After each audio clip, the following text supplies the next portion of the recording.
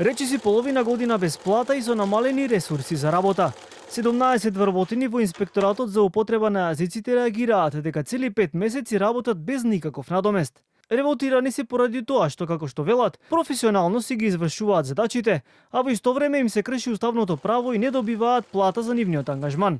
Освен тоа, сме оставени и без здравствено и пензиско осигурување, што дополнително ја загрозува нашата безбедност и безбедноста на нашите семејства.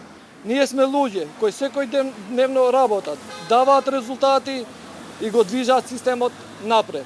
Платата не е милост, платата не е привилегија, таа е уставно загарантирано право. Освен што со месеци работат без плата, тие се жалат дека работат и со намалени ресурси. Тврдат дека имаат само едно службено возило и со приватни автомобили одат на терен. Освен тоа, додаваат дека во повеќе наврати испратиле писмени барања за средби со премиерот Мицкоски, министерката за финансии Кочовска и министерот за правда Филков, но до сега не добиле повратен одговор.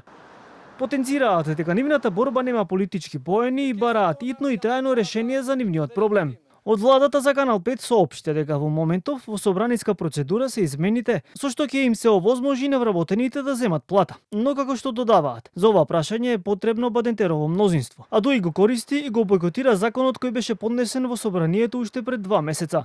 Од владата очекуваат сите политички партии да покажат волја и измените да бидат усвоени.